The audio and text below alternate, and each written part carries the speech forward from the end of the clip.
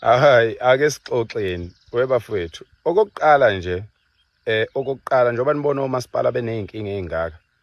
Uthola omasipala njalo bethola ogcobho kumhloli wamabhuku uAuditor General.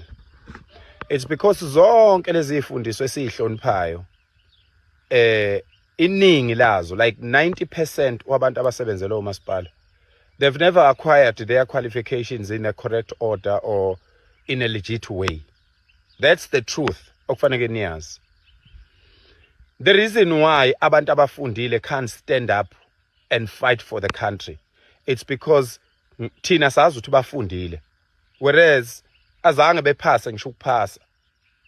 Bakokotela bathenga ama lecturer bathenga wonke umuntu. That's why they can't stand up. You can't tell me you are educated but you can't stand up for the country. What were you getting educated for?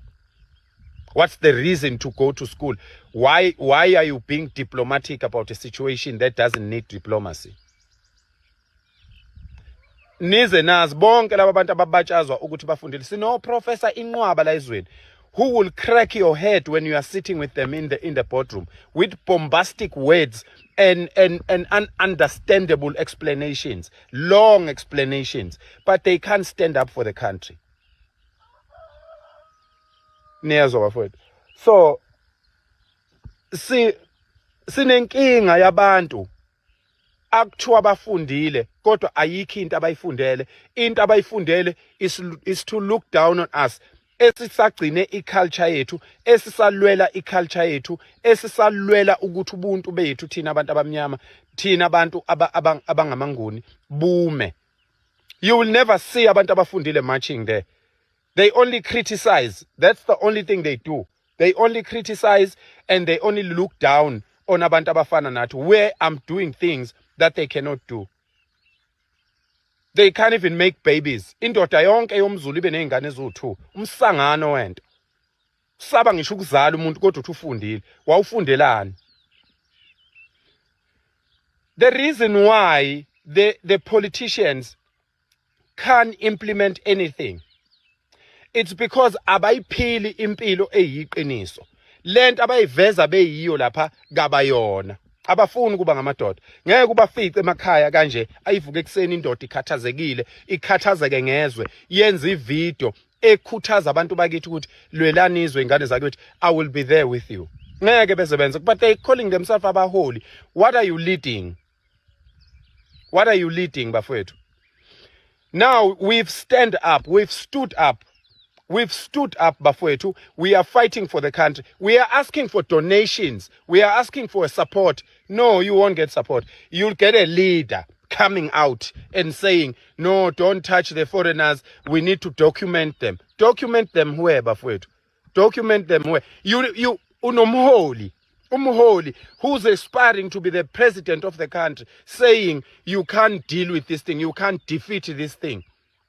Kusho umholi athi lento ngeke isalungiseka ngcono laba bantu sivele sibagcine bahlale la ngaphakathi. Do you know what message you would be sending out there to the world? You know what damage are you causing?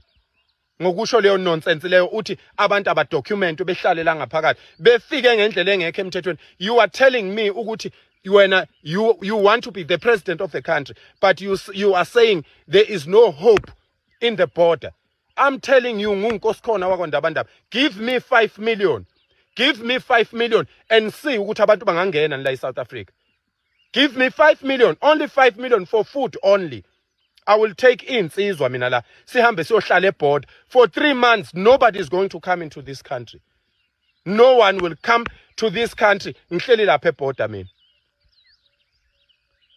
Umholi aphumele obala umholi athi sesehlulekile atshele izwe because lento yokuthi bethi let's document these people and keep them in the country, it's because they are not even implying to these ones laba abancane abagunda inwele nani. These leaders are drug dealers, they are drug users, they are with these people abadayisa ama drugs. Empeleni, they don't mean all these Mozambican and Zimbabweans. They mean the Nigerians who are their partners in their farms where they are cooking drugs. umholi wonke athe abantu bokufika abanikezwe amaphepha anikwe kanjani umuntu sazi ngani lo muntu ukuthi njobe ethi ngowase Zimbabwe ngempela sikwazi ngani lokho sazi ngani lo muntu njoba ethi ungwase Mozambique ngempela when you are saying document these people, what do you mean? How are you going to verify that this person is calling himself Jonathan ngempela? That is very stupid of these leaders who are saying document these people. You have stupid leaders. They are dumb leaders with just the money from the drug cartels because they have bodyguards. I dare you your leader.